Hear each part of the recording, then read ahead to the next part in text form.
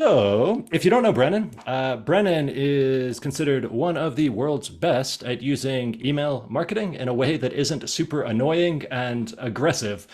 So, Brennan's specialty is like listening, and then personalizing the emails, but still in an automated way so that people feel like his emails are speaking directly to them, even though on his side it's automated. He has written this up in his book, which is out now. This is personal. I Out just put out the in link. 6 days. Let me clarify that. Oh, out Out in in six six days, days. so you can Yes. pre-order it now. Um, and I mean, like Brennan is like, I don't know. Is it fair to say you like created this category, or are you just the one who sort of No, no, no, mastered no. it? I'm bringing it from the enterprise Okay, to regular people. Yeah, or nice. at least And trying to. yeah, and why I think this is especially interesting, why I'm excited to talk about it today. Well, one, I'm curious how you made the book because you have been unbelievably successful with educational products in a way that almost no one else has been able to do in a very like systematized, handoff way. Course, ebooks, like workshops, high price point, low price point. You've done everything, and they seem to all succeed somehow. So I'm curious about that. And you've done it largely as an individual. And yeah, I know you have a family, you've got a million other projects, you're involved in software companies as well. So clearly, you're not just brute forcing this with thousands of hours. There's some sort of system and some sort of approach to the creation that's working for you.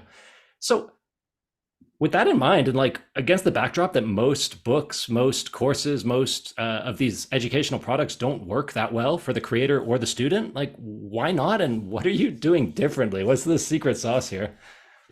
I mean, I think like okay, so really good question. First off, thanks for having me, Rob. It's been so funny tidbit before I get into things. Rob and I like grew up right next to each other, but kind of had the same friendish group.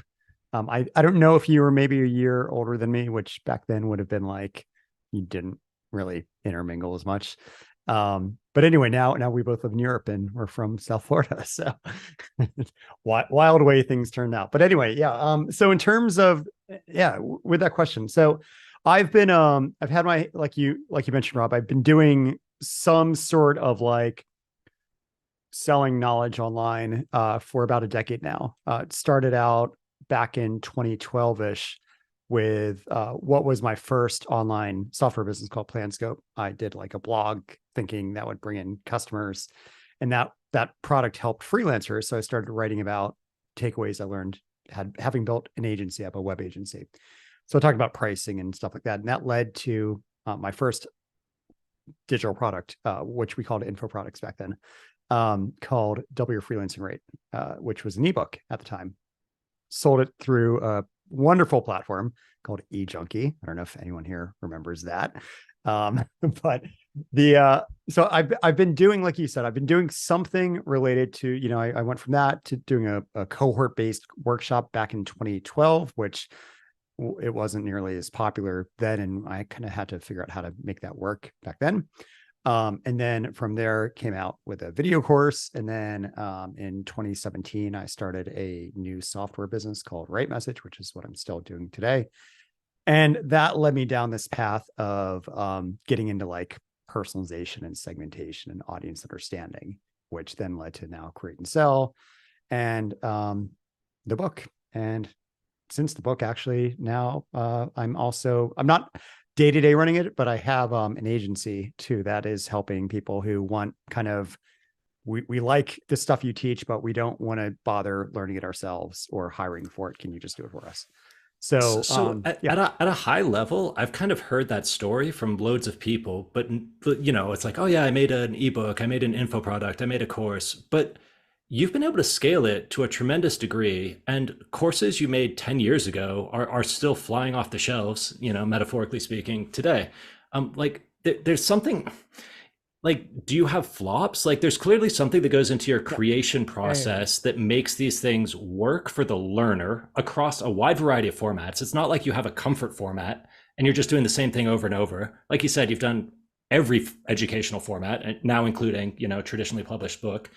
Um, there must like, what is it about your process, the way you think about them as products, like the way you build them, like what's different? Because most of these is like, yeah, I sold a few copies, it's a nice bonus income. It's like, yeah, it's a little, it paid for the vacation. Whereas for you, I mean, you're doing like seven-figure educational products, and then you put them on autopilot and they keep selling somehow. Like, how, how do they work for learners? Like, what are you doing here? What's Okay. your Yeah. process? Yeah. So I think one thing, and it's funny, I was in Mexico last week. I was speaking at a conference in Cabo San Lucas, and the one of the things that I talked about was kind of the teaching aspect, if you will.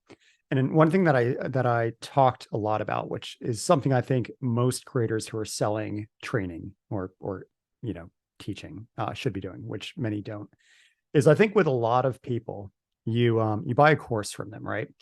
And first off, I think a lot of creators, when they, especially now that there's like courses on creating courses that are prolific everywhere.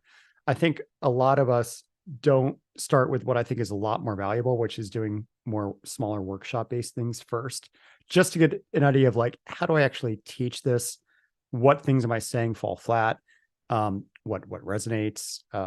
What questions do I keep getting asked and so on? And then kind of doing that again and again and again to the point where eventually you're like, I could teach this in my sleep.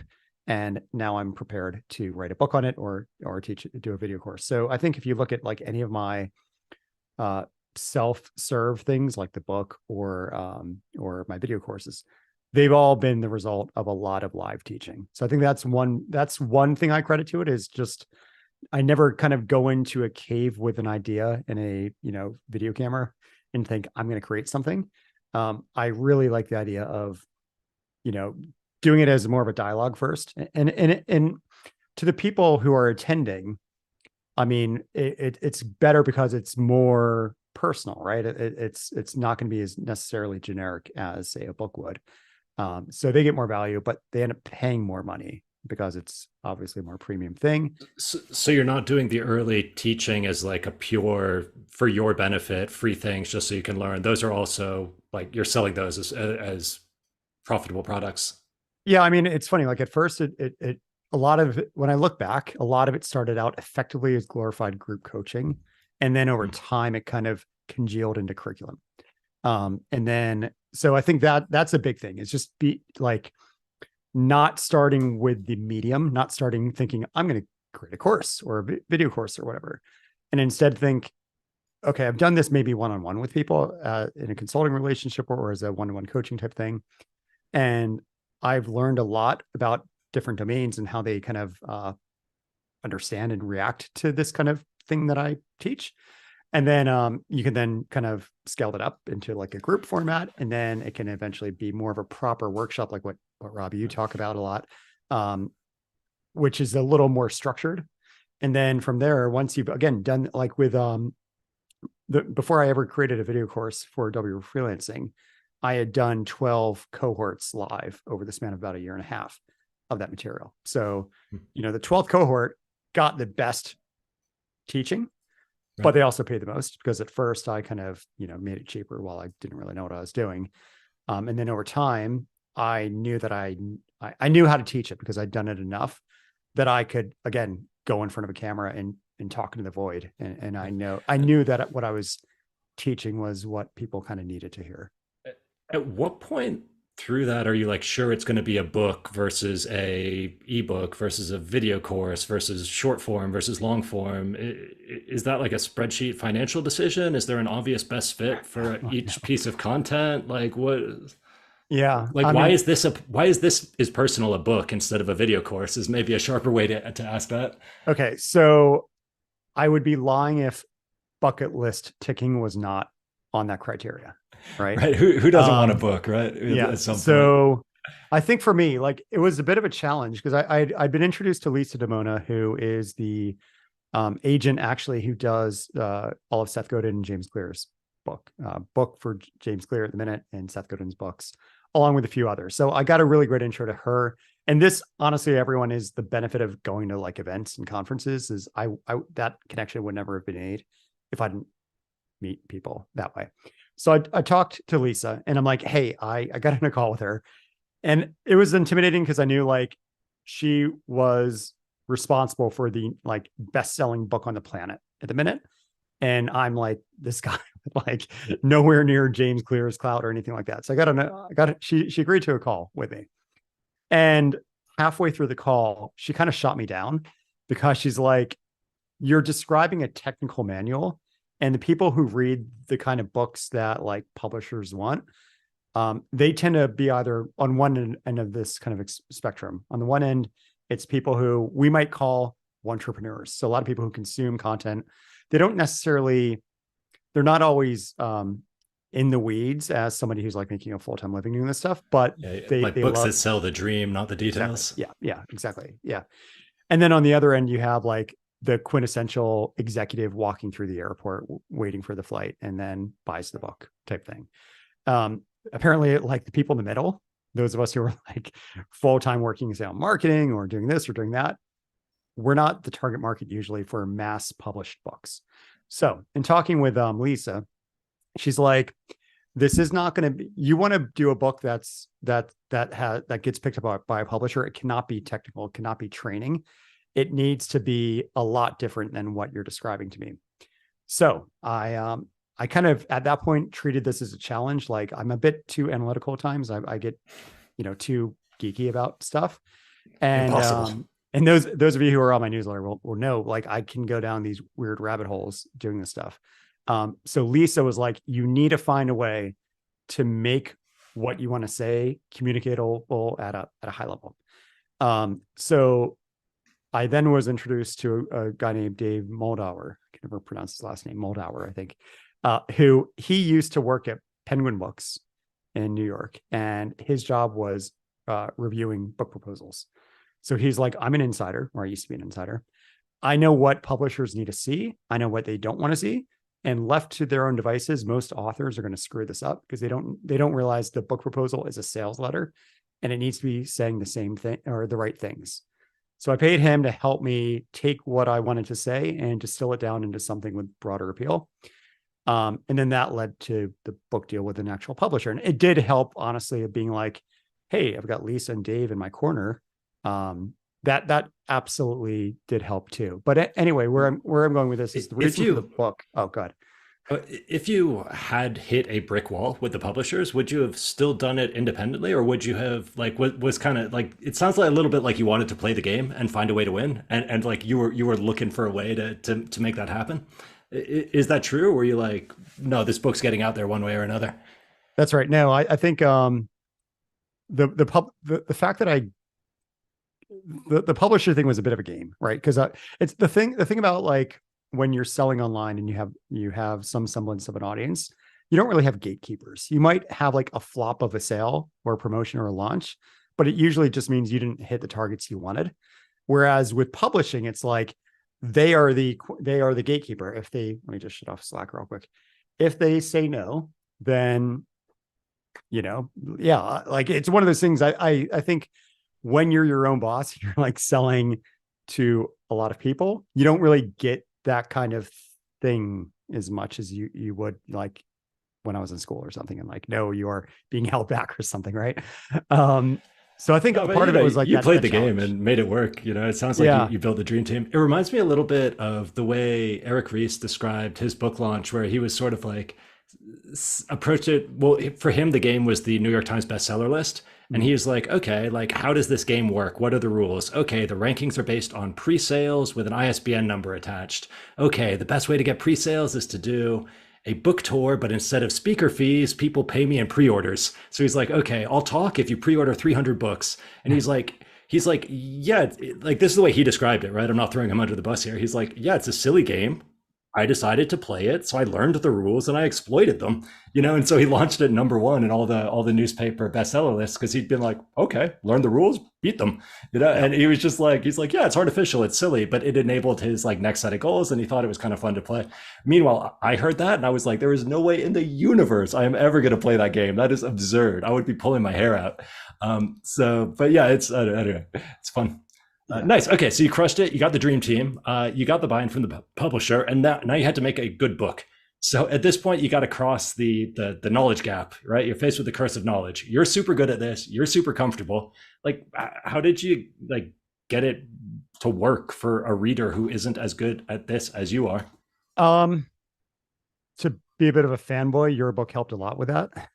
So obviously you have the mom test, which a lot of people know you for, but you also have a great book called Write Useful Books, which I really, really enjoyed. And I think a part of it was I kind of had to, even to go back to the mom test, like I had to think in terms of this is a book my mom would read, right? So if I talk about like custom fields, no, you're gonna lose her. So I had to make it a lot more story and outcome based, and kind of give the assumption that what I'm trying to do with this book is really sell the idea of personalized marketing and provide pointers in the right direction of how to go deeper, but not actually get into the weeds of it all. So I think that's like the thing that when working initially with Dave and then with my publisher, they kind of coached me through that to kind of rein me in and say like, you're going too technically deep here. Like, because what they want is they don't want a thing that goes outdated too quickly. I think we've all been like, I've had like back when I did like Flash and stuff, like, 15 or however many years ago, like the Macromedia Flash book in the bookshelf that nowadays is like useless because no one does that stuff anymore. Yeah, and the secondhand bookstores still try to sell them. They're like, Exactly. yeah, you want a book about Flash or Adobe Photoshop 3.2. So yeah, Right, I, right, I exactly. So think it's you the could same thing. safely recycle that one. Yeah. So I kind of wanted a perennial bestseller, not that it will be a bestseller, but like some book that has like long-term appeal, which meant Hmm. not making it to like talking about current tech, if that makes sense, which I think was good. Like, I think overall it would be a better book for that because I think I have the in-depth stuff, which you asked about the difference between when do I do courses, when do I do books, whatever. I really think the idea of a book is it's something that is first off priced low by Medium. I think it's hard to justify a book that costs a few hundred or more dollars. I've seen it happen, but usually it's within like 20 to $40 or something, I guess. Yeah, you Um, get mean emails from people if you try to sell a book for too much money. I don't know, it's weird. you, yeah, yeah. you can sell a car for whatever you want if you're selling a used car, but you try to charge more than 20 or $30 for a book and people yell at you. Well, and that's the issue, I think, and that's why back when ebook selling was a lot more pervasive, back when I was doing W freelancing, right? The common advice that I'd get from fellow, we weren't called creators then, but people selling this stuff at conferences was call it a course and tack another zero at the end of the price. Boom. And that was kind of the going theory. And I think to a degree still is, because I think a lot of, I saw a tweet about this kind of recently that was getting a lot of engagement. Like a lot of what are now talking head video courses probably could have been better as written, text. And yeah, I mean, sure, maybe some people learn better with like a, talking head type thing. But my rule with them now that I'm trying to pursue is if it's information dense, if it's me teaching somebody about the ins and outs of like say ConvertKit, that book is a horrible medium for that.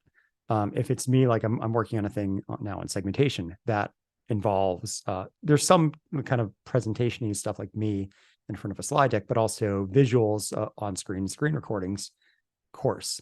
But for something like this, I think book was the way to go. And I do think if I would have got rejected by all the publishers, eventually I would have self-published this. I don't know if I would have had, I mean, to be honest, like the like timelines that publishers give you and kind of like not knowing like, shoot, if I screw them over, am I like blacklisted forever? It made me really dedicate the time to write the thing.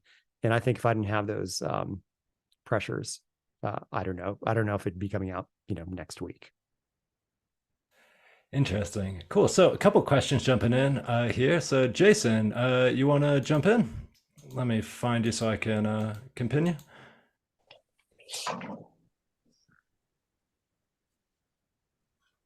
Yeah.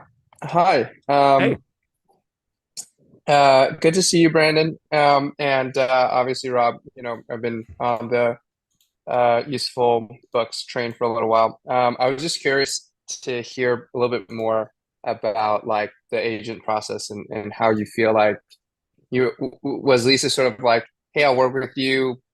I don't like where you're going with this, but you could prove me wrong, or was there like more selling that you had to do to kind of like, you sort of jump to the part where you're like, hey, I'm going to work with a publisher anyway, but there's a whole you just did it, was it just working with that guy helped you get the sale through the door to the publisher?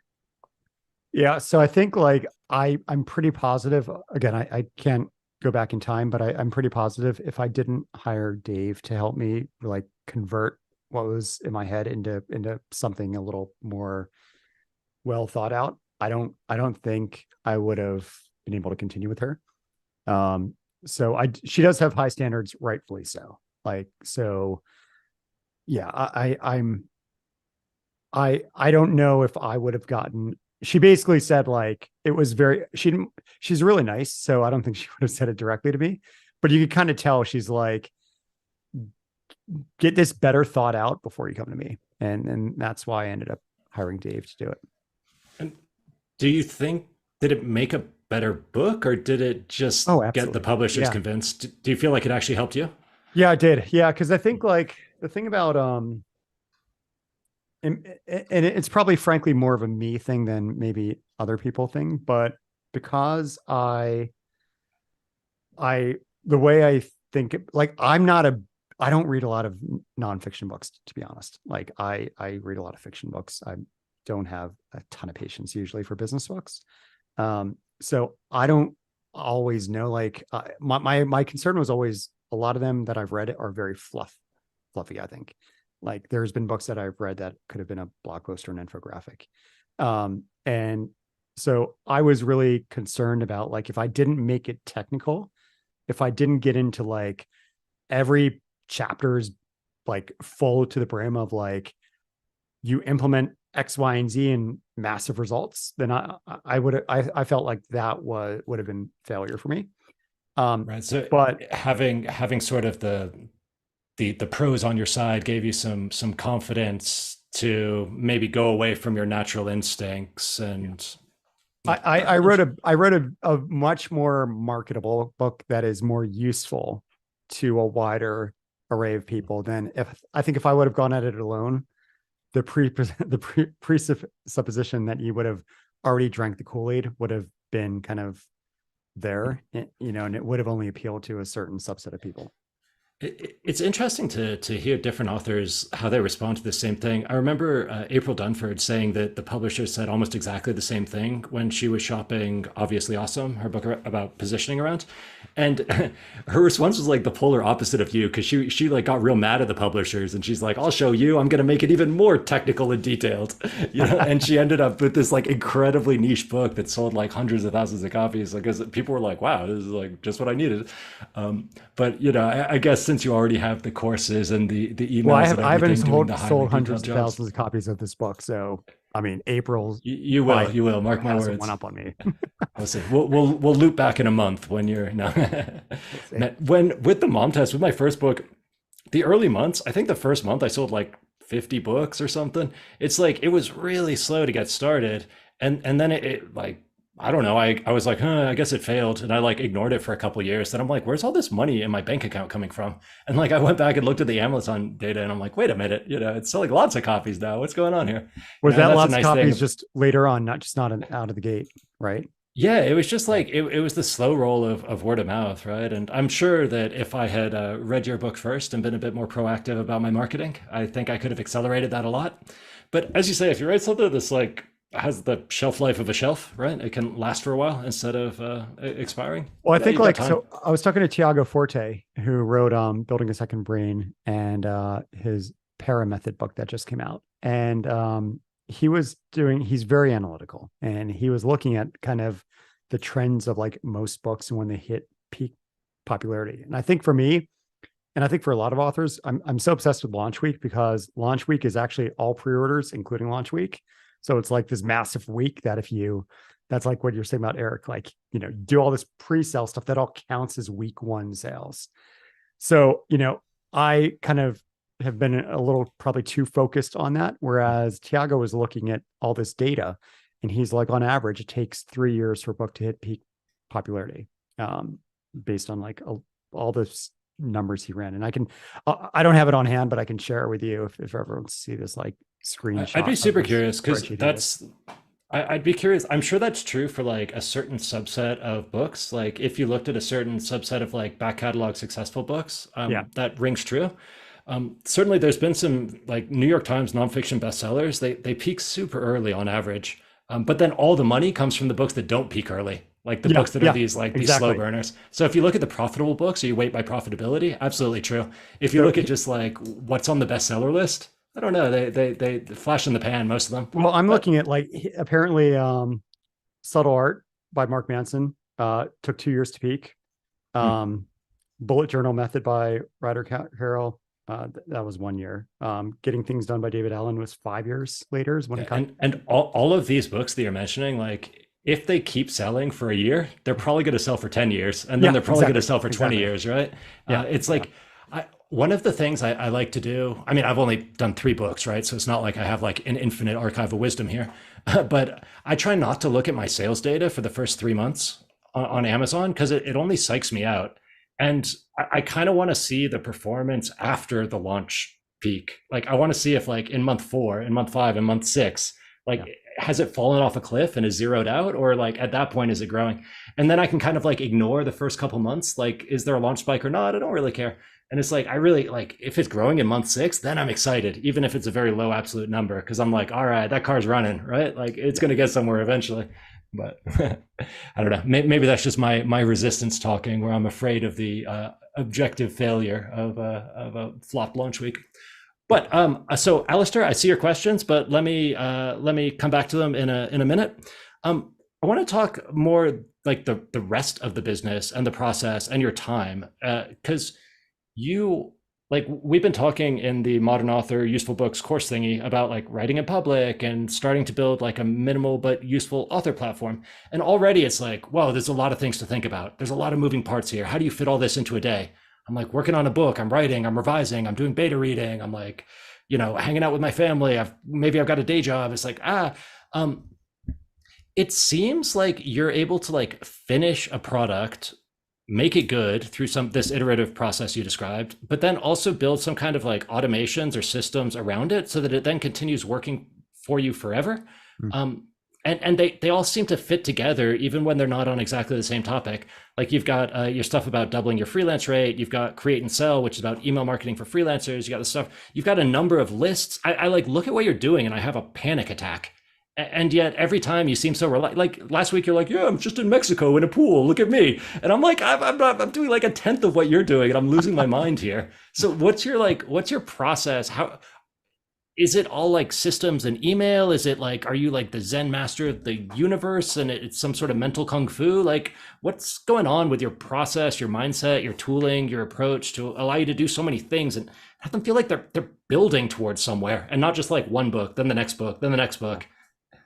Okay, so I've kind of my early stage, of, I guess, of the career was on the double your freelancing side, and in full transparency, I still own that, but I've basically hired an operator who runs that for me. So my involvement there is about a once a month call, so I'm not as like that's not a huge thing for me anymore. On the create and sell slash write message slash this is personal book side of things. That's kind of the focus now. And I do look at it as all being super complementary, because if like Write Message is software that implements what I teach in both the book and on Create and Sell, I have courses on Create and Sell that kind of augment what I teach in the book and so on. So I see that all as being super complementary. And my thinking here is that, okay, so I need to do 2 things. I need to kind of evangelize the idea of personalized marketing, but then I need to equip people with the right tools to actually execute on it. Because what I don't want to just do is just hype things and be like, figure it out. Because I think a lot of what frustrated me early on about the whole like personalization thing is that there'd be a lot of advice out there on like personalized marketing is going to be the big thing in 2020, and then 2021 rolls around, it's going to be the next big thing. But no one would ever talk about what that actually meant, about like what is it, what does that actually tangibly mean?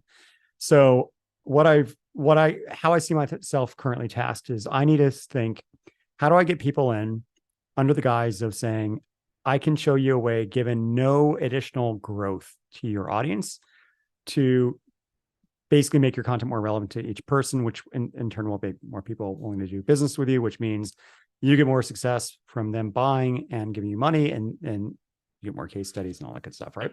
Okay, so that's like the unifying high-level promise. You're saying you don't need to grow your audience, you can get more value out of the audience you've already got, and I'm going to show you how. So that's like the top Yes. level, like Yep. unifying, this is what I do, and then there's a bunch of ways you can learn that from me. Is that That's right?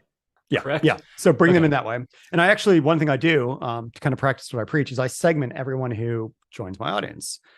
By everyone, I mean, I get about an 85% response rate, which is the majority, almost overwhelming majority of people are sharing with me what they're currently struggling with, a bit about their situation, how deep down the rabbit hole they were already gone, business type, and so on. So So hearing yeah. that, like, what is that? Is that like an extra, like, select one of these options when people give you their email? Is it you like following up to their sign up with like, hey, can you tell me who you are? I know you do a lot of like personal stuff, a surprising amount for someone who with such a big list, but like if I'm an author and I'm new at email, or I'm like an indie creator launching my first product, Yeah. like what's Well, I can tell you what I'm about to do for the book. Well, let me tell you about how I do that, and then I'll get into the book thing.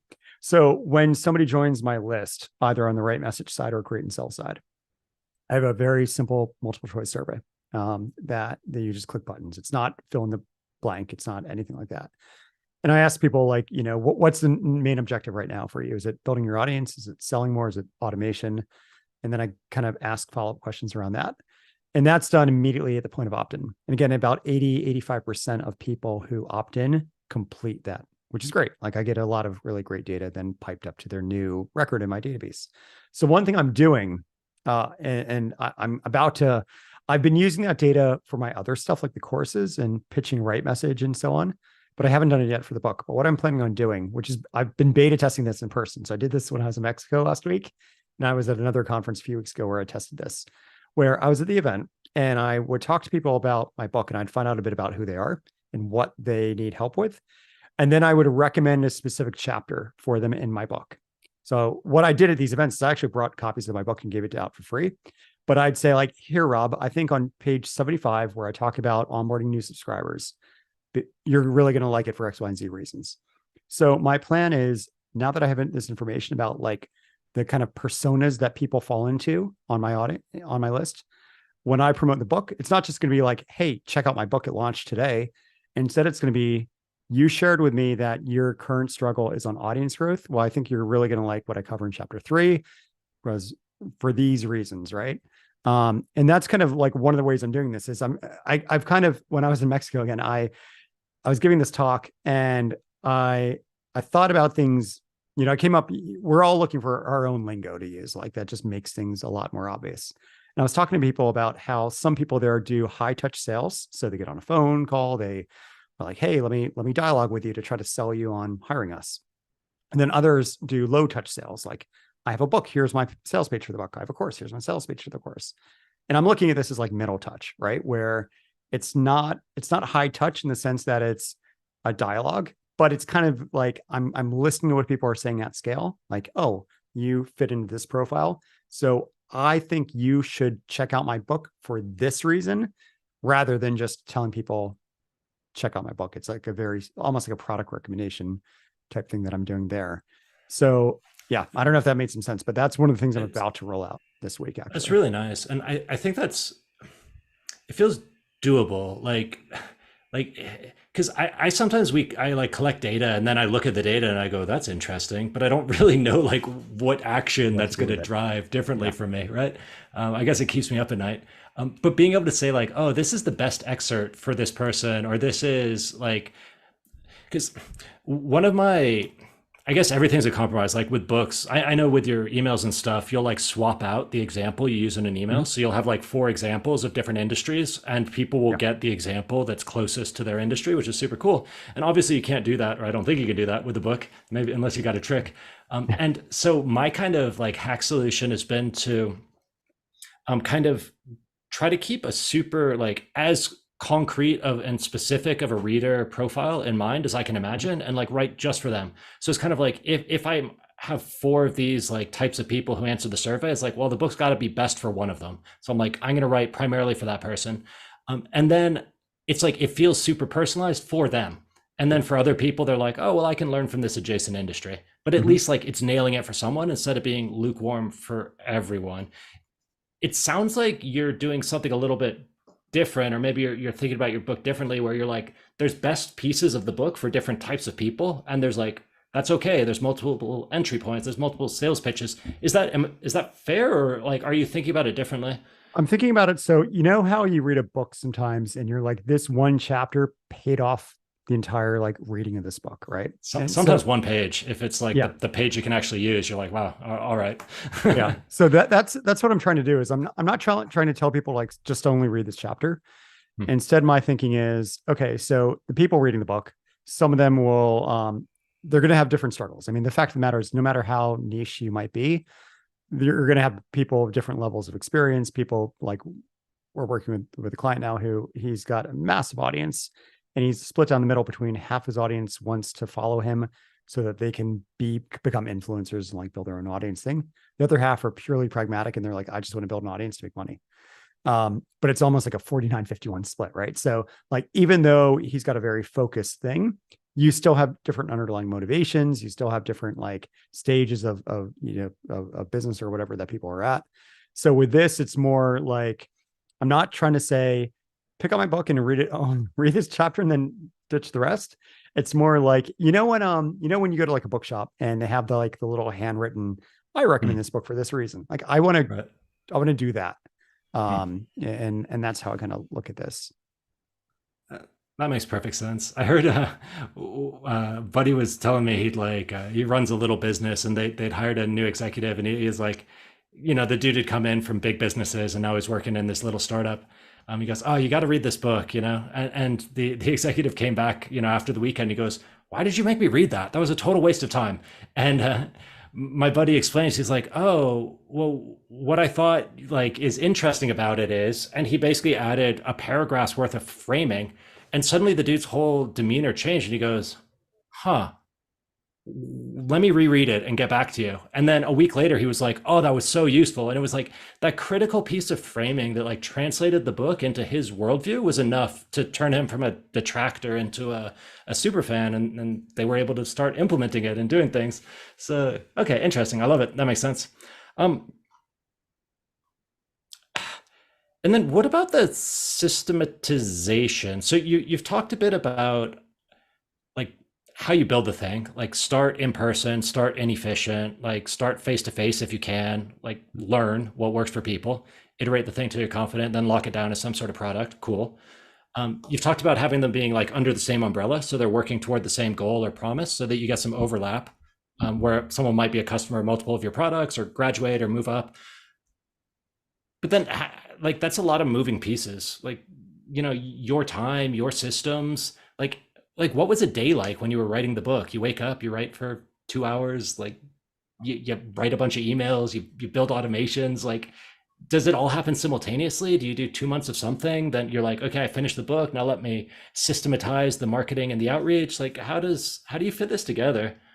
I mean, I didn't go into monk mode or anything to write the book. I still had a day job, which is doing Right Message. And so I was still doing plenty of stuff, while I was writing. And I kind of treated it as a bit like, I'd already been on that hamster wheel of writing for doing my weekly newsletter. So I just looked at it as like, I'm doing two newsletters, one, which is my one that goes out to my list. And the other is like another few pages of the book.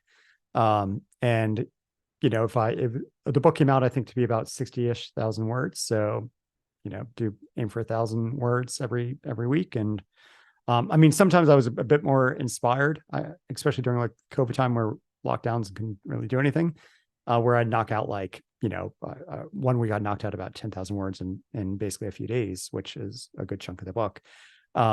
So yeah, I mean, I didn't have the luxury that a professional writer had, in that writing is not my full-time job. So I had to kind of balance it between the other stuff. And that is why I started the process in 2018, 2019, I think. And now it's 2023 and it's actually being released. So it was slow moving. Okay, yeah. So it took a minute, but Yeah. you just kept kind of chipping away at it. And as the book, now that it is imminently launching, as you mentioned, it comes out in 6 days. Yep. Is when you're thinking about like the promotion and setting up emails, I know you do some live emails where you kind of write them and send them the same day, and they go out each week on newslettery stuff. And you have some that are kind of pre-created, they're in drip campaigns or automations or whatever. What's your like flow for this? I assume you're writing live emails now, or has everything been created months ago and it's all just kind of going out? Like, were you So doing this stuff while drafting it, or was it like, okay, it's off to the proofreaders, now I can make some marketing materials? Like, I mean, I didn't start any of the marketing of the book until the manuscript was out of my hands. So I didn't actually like the website for the book is actually relatively new. Um, I it was definitely done in stages, right, or phases where wrote the book, delivered it to the publisher. They then spend months doing whatever, formatting it or something. um, and that's when I got into the okay, I need to go and like partnerships and stuff like who in my audience, who in my network is gonna help promote this.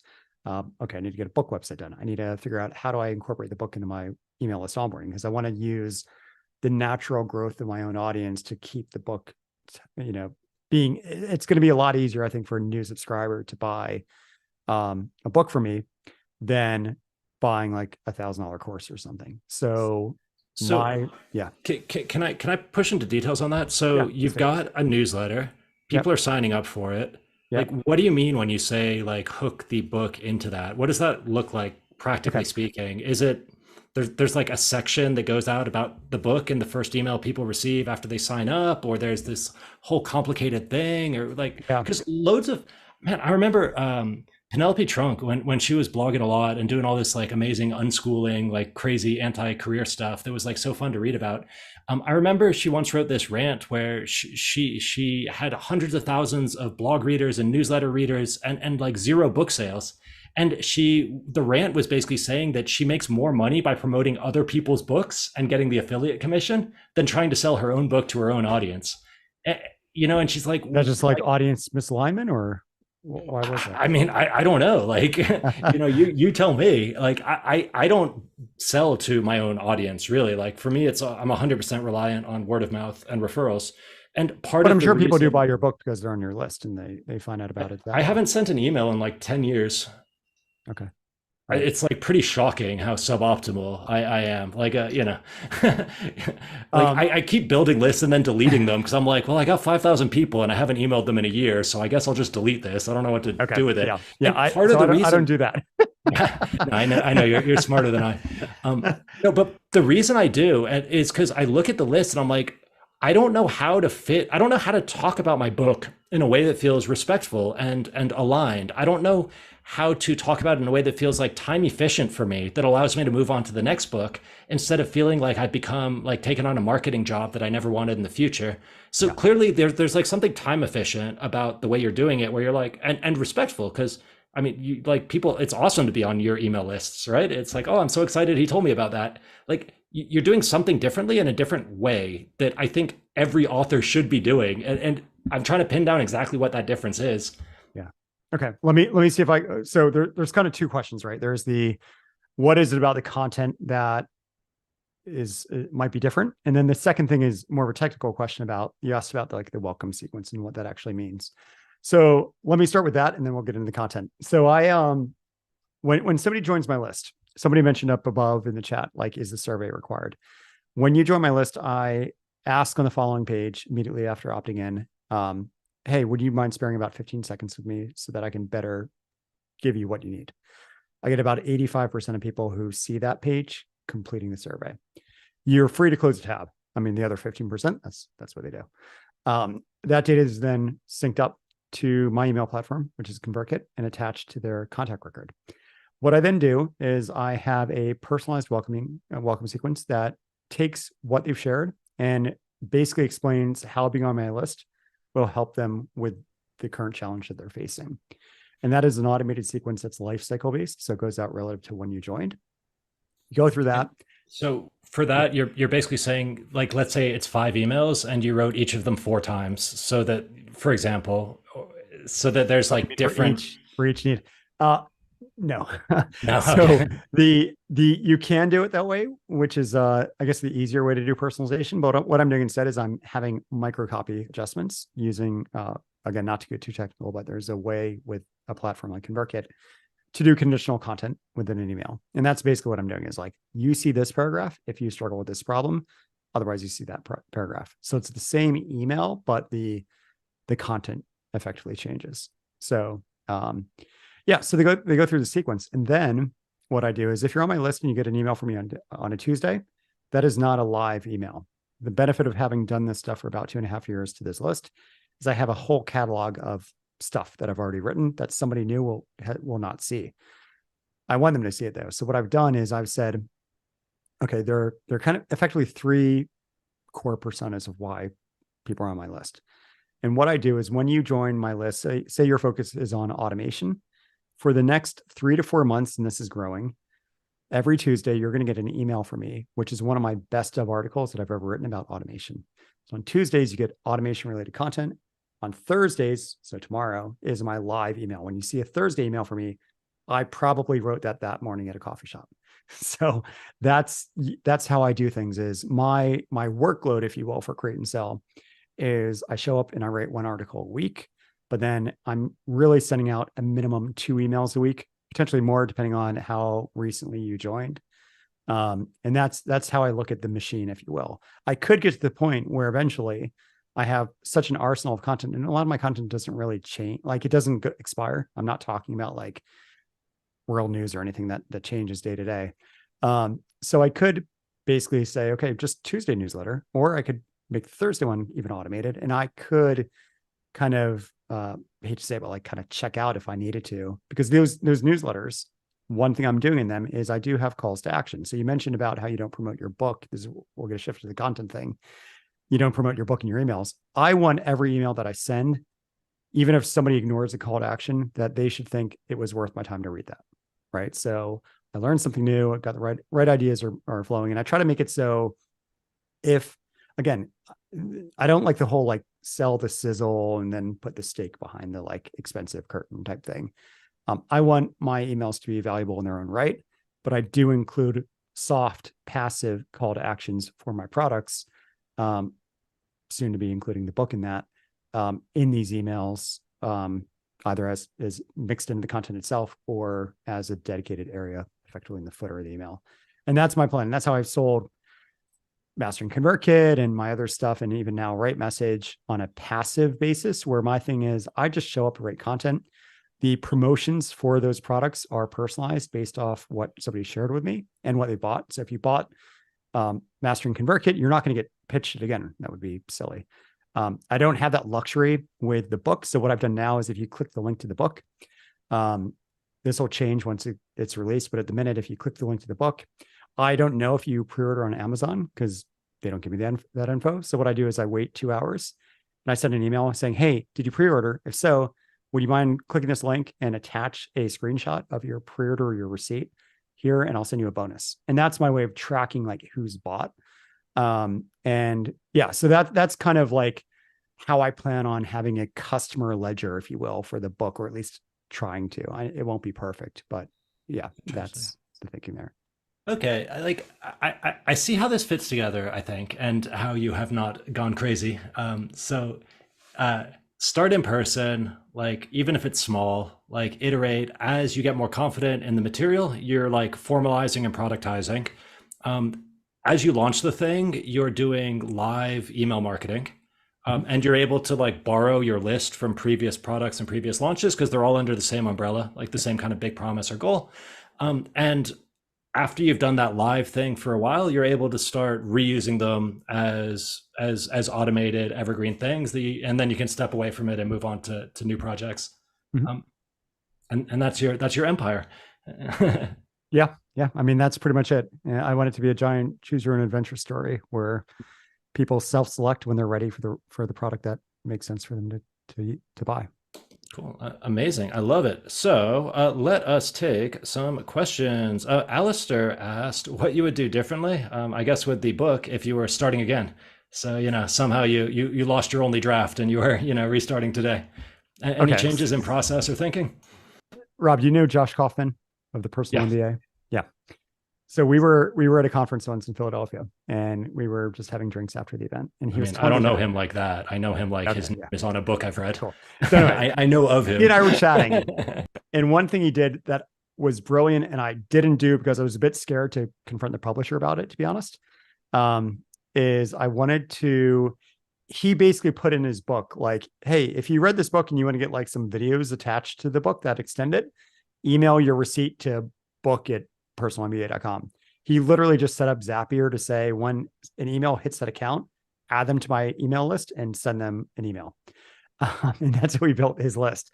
And then you see this a lot. Like, I think a lot of nonfiction business books that have effectively like an upsell behind, like a big course or mastermindy type thing or whatever, they'll have ways of getting out of the book and onto an email list.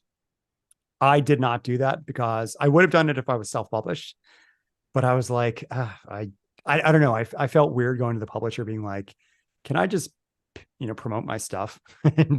and I wanted the book again to be like valuable in its own right. It's funny. I ran a conference a few years back for W Freelancing. And I remember having an attendee at that conference tell me once, like at the end, they were like, I was kind of surprised because I was expecting like an upsell or something.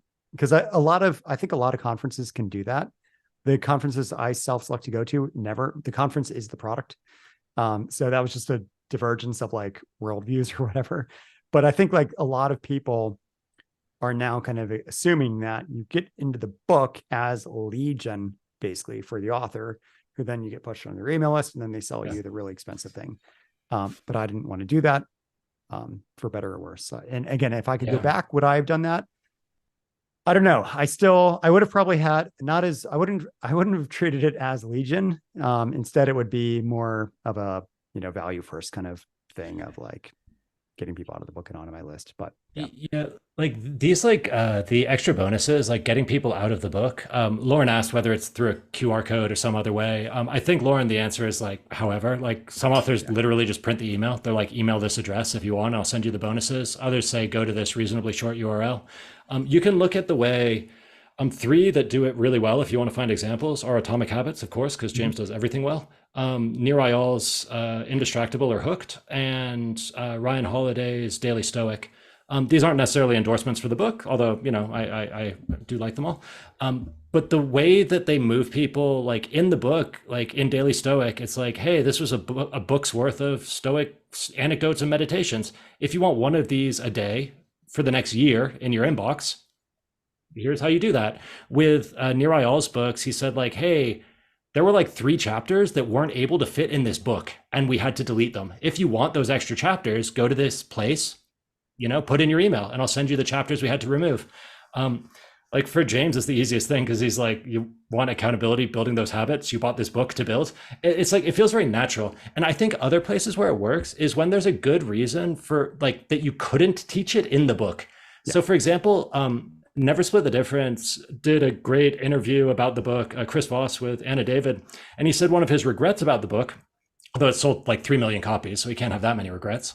But he said they didn't use the back matter and the front matter well enough to bring people into a relationship with them. They didn't give them a reason to leave the book. And I think that one was such a missed opportunity because there's a very good reason why you'd want to hear a negotiation teacher performing a technique on video.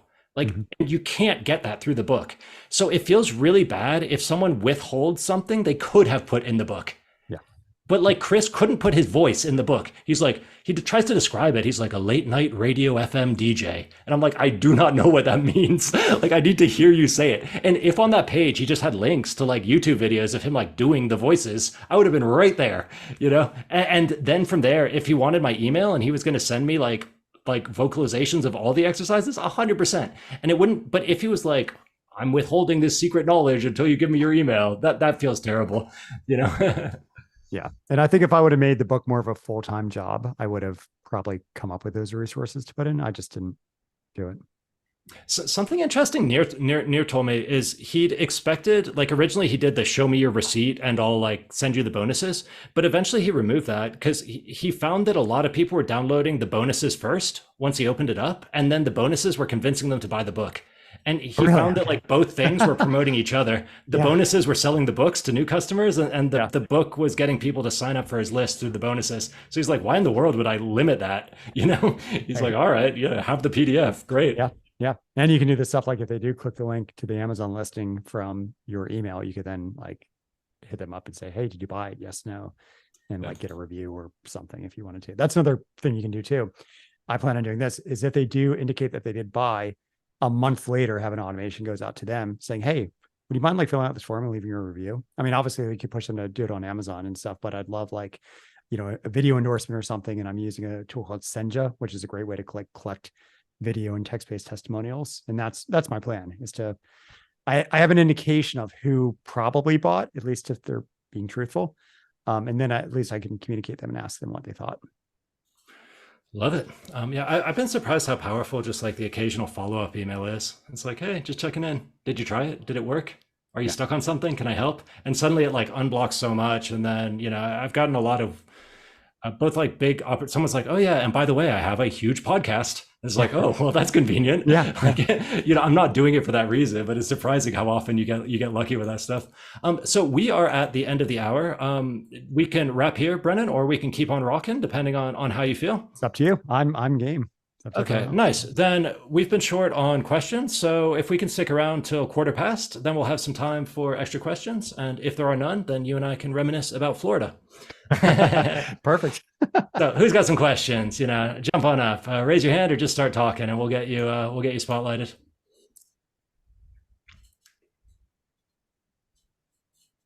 I got a question, Rob, from Yeah. Hey, Alistair, good to see you. It's been a while. Good to see you. Yeah. So, Brennan, my question is just about short books.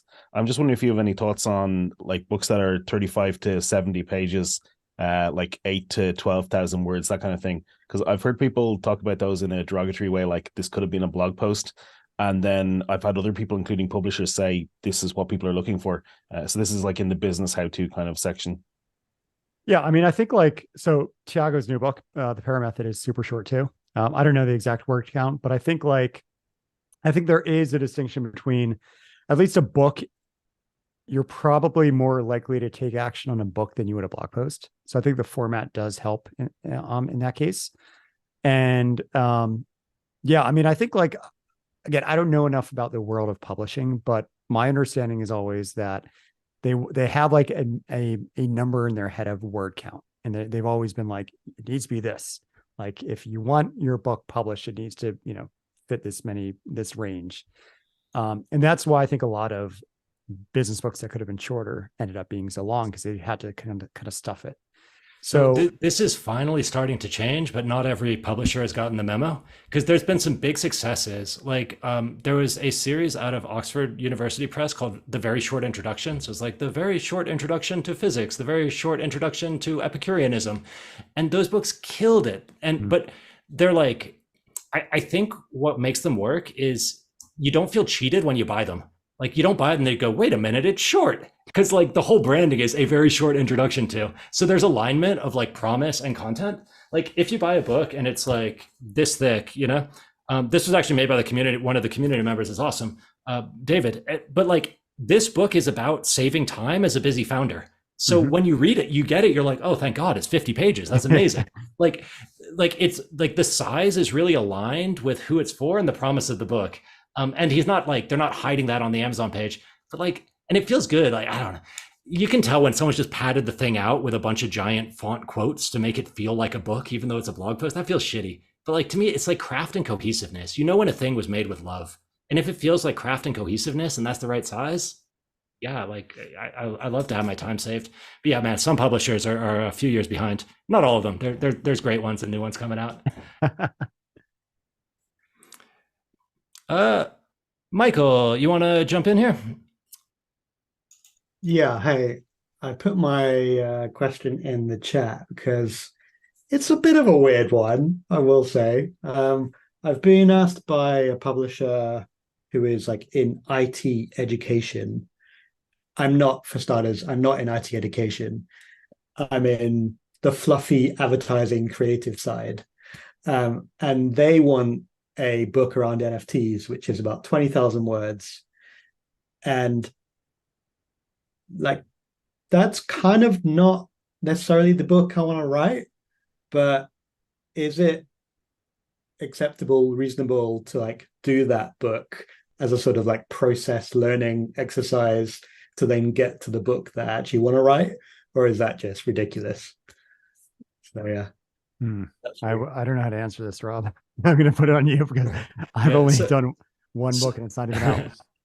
So there's nothing that mysterious about writing a book and getting it onto Amazon or like to a publisher. Ultimately, it's a PDF with certain formatting, right? So, and like there was a post on Hacker News where someone was like, I've decided I want to write a book. What's the software? What's the platform? What are the tools? And like they were really annoyed that it's like, it's Microsoft Word or Google Docs. Like it's not about the tooling, it's about doing the work. So I wouldn't say there's not like mysterious secrets about the process that you're going to figure out. However, like you need to build the writing habit. You need to get comfortable like hearing that your book is confusing and seeing where people get bored and abandon as a data point instead of discouragement. So there's like some emotional learnings and some habits that need to be built. If you find it, like some authors find it, they get a lot more resistance than they to have because they're writing about something they care about so profoundly. And the caring slows them down from the learning. Like trying to do it for the first time when you care so deeply can kind of get you tripped up in your own shoelaces, because you don't allow yourself to make mistakes, so you don't go anywhere. So if you have that personality type and you want to pick something that you're a little bit more distant from, just so you can get your reps in, that would make sense. Or if it's going to be easy for you and they're giving you an okay paycheck, or it's going to look good on your CV, then like, why not? By all means, right? But in that case, I'd say like, don't let it take over your soul. Like see it as a gig that you're like getting done to the best of your ability in this many months and like moving on with your life, right? It's like, you can't care about someone else's book the way you're going to care about your own, because you'll lose too much time and go a bit nuts. That's my opinion. We No, I did. appreciate that. Yeah, very welcome. We actually like we're pretty far, Devin and I, into doing something similar with a big company when they basically wanted someone to write a series of books, like basically documenting their very interesting cultural processes. And we were like, we could do that. And we kind of quoted them a crazy figure because we're like, it's worth us setting aside our other projects if you will let us write the book on the terms that we defined. And to our amazement, they said, yeah. And then they ended up having some trouble with their IPO they had planned, and there was a big executive changeover and the world fell apart. So like it didn't go through. But it's like, we're like, this isn't our book. We don't care. But like, if you'll do it under these terms, then we do care a lot. So like, fine. And like, it's okay to be a bit mercenary in these situations, because they're going to get someone to write a book on that topic with that spec. So like, yeah, try your luck. Yeah, that's what I was thinking. Thanks. Appreciate that. And I just want to say just very quickly, Rob, Montest was one of the business books that I was recommended when I went through a startup accelerator program called Collider many years ago. I read the Montest, and this was like 10 plus years ago. That was through Devin. So oh yeah, nice. Yeah, that's great to hear. And man, like that book is like selling more copies now than ever, right? And it still talks about Skype calls. That's how outdated it is. And it's like, it speaks to aiming for the back catalog and try not to date yourself too much, as Brennan was talking about. Nice. Anyone else? What's on your mind? I had a question actually. It's amazing to be on this call because 2 years ago, I think it was during lockdown, I definitely understood the value of segmenting. So I do personality profiling. And so in my head, I was like, I can profile, do you know what I mean? Like segmenting my email list based on their personality traits. And it's just so much value. And I got on Active Campaign and I tried ConvertKit and I literally lost the will to live about the complexity of it. And I'm 3 years in, I've just created a product, basically online courses. So it's a bit like I've reverse engineered it. I've created the courses after having done the workshops the last 2 years. And now I've got great courses. I don't have an email list. And I wanted to avoid going to conferences and wasting loads of times of speaking until I had a really cool call to action to create an email machine, right? So I'm kind of like, I understand the system, but I was very much blocked on the segmenting because it just became far too complex. And gave up. So I'm going to get your book, obviously, and get some insights. But for me, it was very much, yay. It was very much like the tangibles, right? Like I used Active Campaign. It was more expensive, but they had a guy on chat, right? And it helped. Yeah.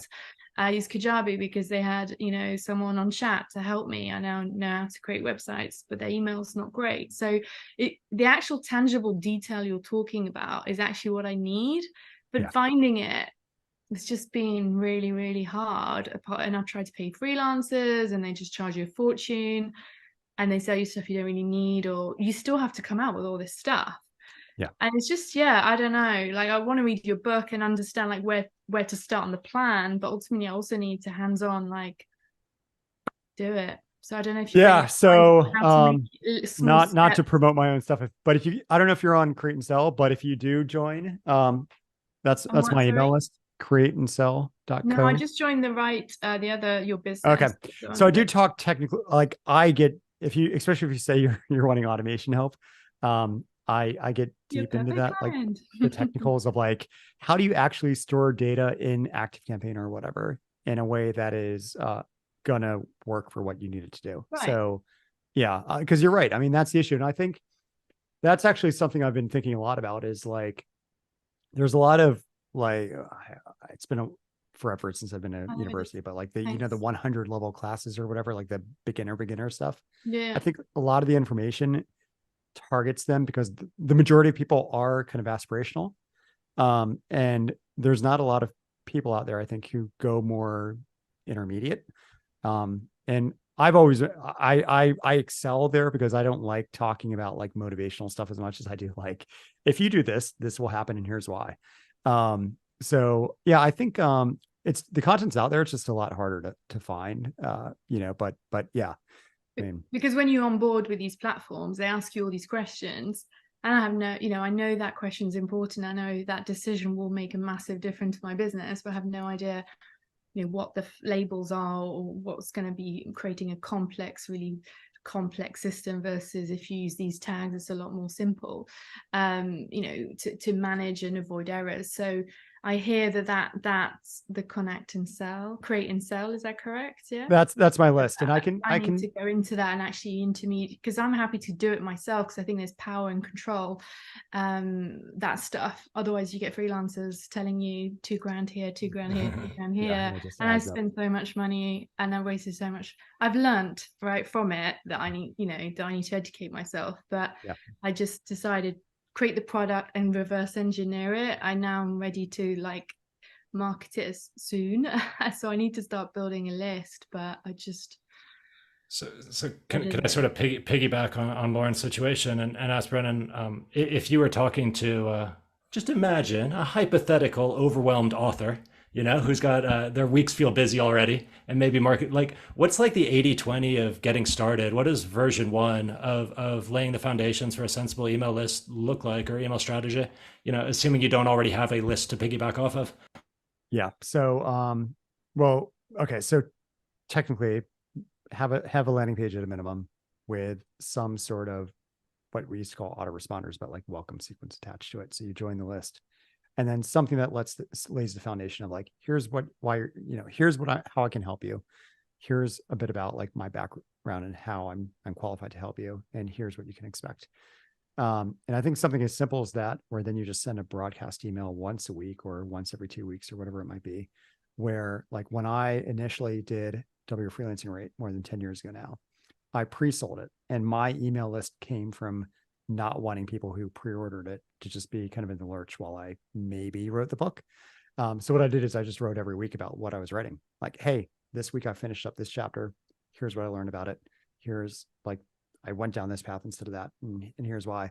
And the beginning of my email lists, the very first email list I ever had was literally just updating pre-orders about what I was doing. So I was paranoid of coming across as like, I've got your money. I'm going to just run away down to the bank. So I think like something like that, if you're an author, building kind of in this like public, but private public, where it's just your own audience, your own list, getting people who like, I've largely been doing that with Create and Sell. I've been sharing like sample chapters and sample material and stuff, and kind of using the email list as a platform to experiment with what I wanted to write about in the book. So I think especially if you're an author, I mean, it's well worth your while to do that. I love that, because what that does for me is it reframes it from I'm going to build this list to try to sell my stuff to people, which feels like very against my, I don't know, just way of being. And it changes it to like, I'm going to support and update and stay in touch with the people who want to buy my stuff. It becomes like a customer support and like staying true to your promises thing as opposed to a marketing and a salesy thing.